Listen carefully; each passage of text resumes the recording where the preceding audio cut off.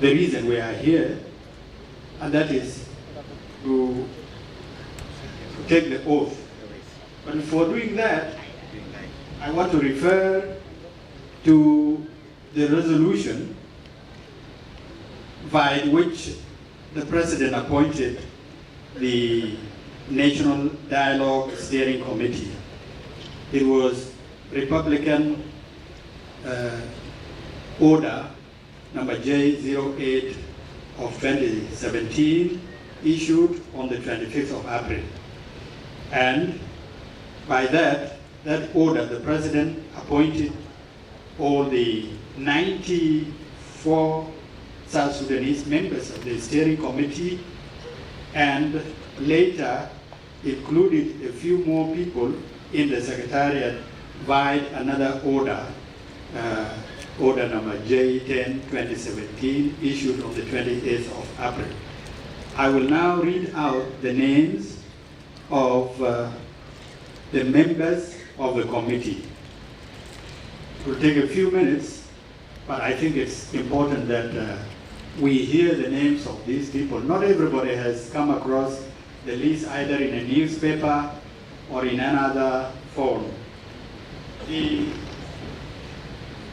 committee has two co-chairpersons. They are His Excellency Abelalier Walkwai, co-chairperson, Honorable Angelo Beda Bangboro. I had difficulty with that before. Mr. Gabriel Yualdog, Vice Chairperson. Honorable Bonamanuel Madud, Rapporteur.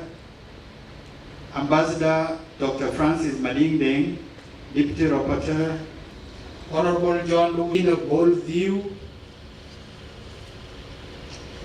Mr. Daniel Yasmin Samuel Adakai, Ms. Grace Alex Abalang, Mr. Calisto Ladu Faustino, Mr. Stewart Suba Budia, Ms. Rebecca Francis Gay.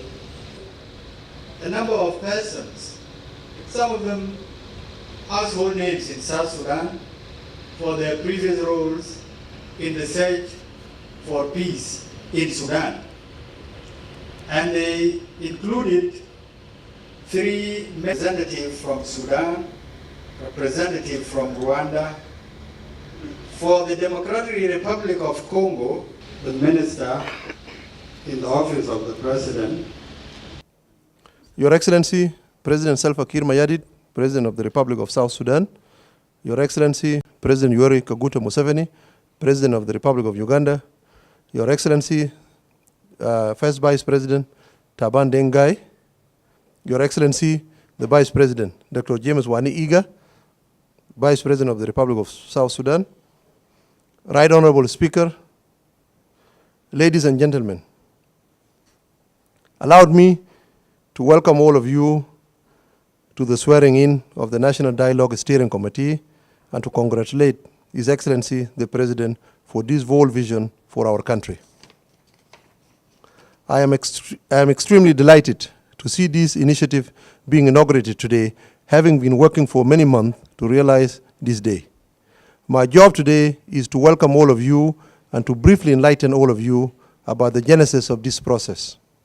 On March 18, 2015, following his return from the peace talk in Addis Ababa, President announced the need for national dialogue in the country during a rally here in Juba.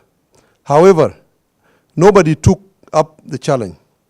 When I came to the office in the middle of 2016, he called me and told me that I want the people of South Sudan to be given an opportunity to dialogue, because I know if they get together and talk, we can get solution to the current conflict, and end of quote.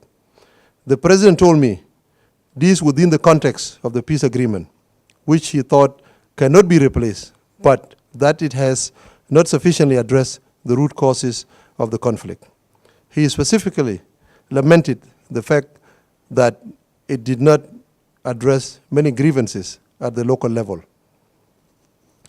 The president has always been telling me that the country needs dialogue. And he spoke passionately about how the dialogue has sustained the movement during the challenges times, starting with the formation of the movement in 1983, the integration of Anyanya II forces, the 1991 split, to the Chukudum Convention in 1994, all the way to Wounded Peace Initiative in 1999. These experiences have shaped the president and his thoughts, and they have created a very strong conviction in him to believe in the power of dialogue. The president has a great confidence in the ability of the people of South Sudan to resolve their own problem through dialogue. It was Commander Salva Kiir Mayardit who advocated and provided an enabling environment for the Wounded Peace Initiative in 1999, and he saw the result of this dialogue process, which all resulted into the reunification of the SPLA, later the Comprehensive Peace Agreement. These experiences have emboldened his vision, and it is through this conviction that the president initiated this process in 2016. Although the concept of the national dialogue had been envisaged by so many people and institutions in the country, the current initiative we are inaugurating today came directly from His Excellency the President. On November 6, 2016, His Excellency the President initiated the concept for the national dialogue and directed me to put in place all that is required for the commencement of the national dialogue. My office, in collaboration with some think tanks in the country, immediately embarked on this process of developing the concept note for the national dialogue. It was after this, His Excellency the President went to the National Parliament on December 14, 2016, to announce the commencement of the national dialogue. However, the office of the President shall remain committed and engaged in this process to see to it that peace, security returns to our beloved country. Thank you all. It is important that I briefly highlight this system by way of ending my remarks. There has been a debate as to whether the national dialogue should be top-down or bottom-up. The National Dialogue Forum will mark the last phase in which all issues will be discussed and resolved through consensus. We have 64 tribes in Southern Sudan and trying to work a system of ruling so that culturally, economically, politically, and militarily we succeed has been a little peaceful. That's why we ended up killing ourselves, fighting ourselves. I congratulate you, Mr. President, to have the thought. Second, you are the patron of this process. And for the sake of the people, you have relinquished your patronage on this because the international community and the world are crisis you for nothing. You are the president of this country. You can lead it, but you have left it for the purpose of tranquility and let anybody come in. Your Excellency, President Salva Kiir Mayardit, Excellency Vice President Taban, Excellency Vice President Wani, and all the other state leaders of South Sudan, the President Festus Mohai, all the delegates to the National Dialogue, and members of the Diplomatic Corps. Africa was the origin of man.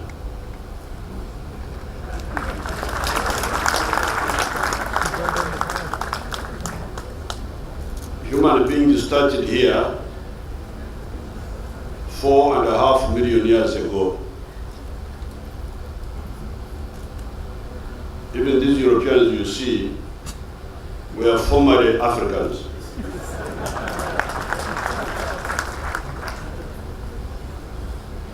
Africa was the pioneer of civilization. The ambassador of Ethiopia is talking about civilization.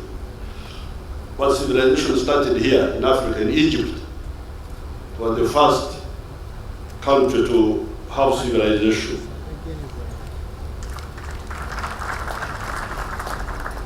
All the great religions of the world today have a connection with Africa.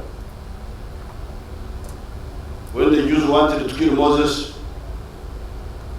who rescued him? Africa. When baby Jesus was born and Herod wanted to kill him, where did they hide him? Africa.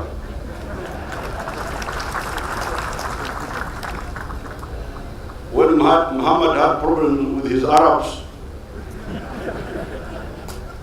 where did he run? Africa. However, Africa has been going down, especially in the last 500 years. Africa has had a lot of problems.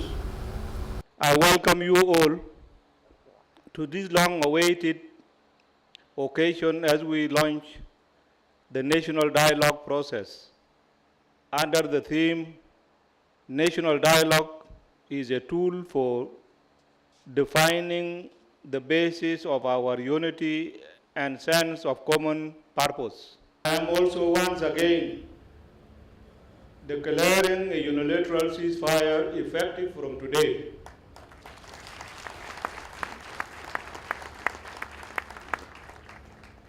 And I further order the SPLA command to immediately observe this in their defensive positions.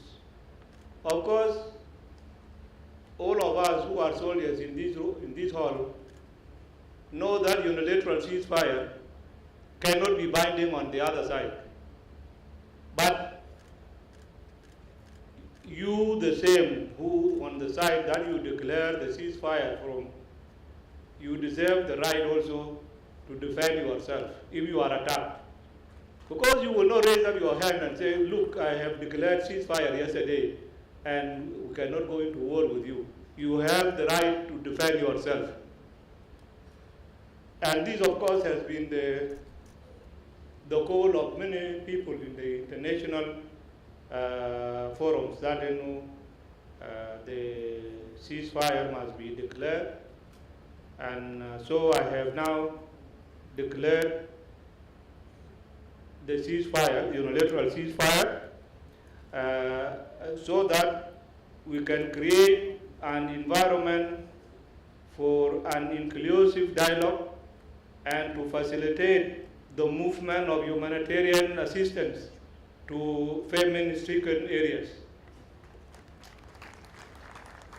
I have also ordered the security agencies to create an atmosphere for the national dialogue. That is, not to arrest or to harass all those who are coming. You know they are rebels, but you should not harass them when they come here. Lastly, I want to congratulate the members of the steering committee and the secretariat for accepting this national duty. The people of South Sudan look up at you to help deliver peace and reconciliation among them.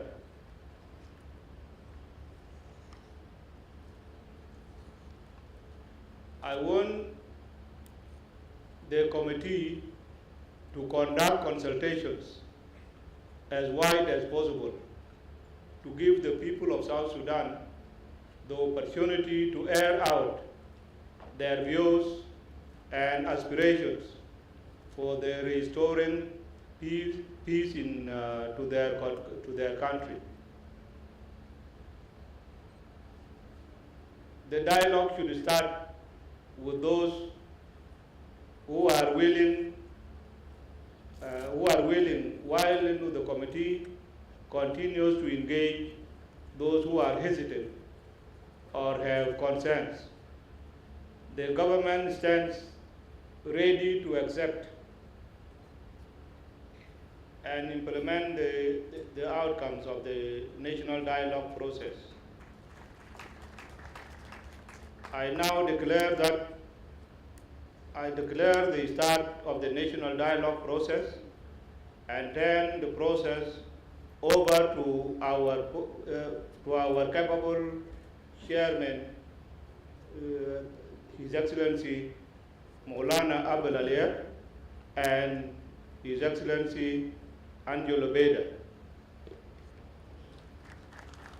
The presidency remains committed to provide guidance and leadership through moral, political, and financial support to the committee. Together, we will succeed in achieving our dream of being one people and one nation. Thank you very much, and God bless you all.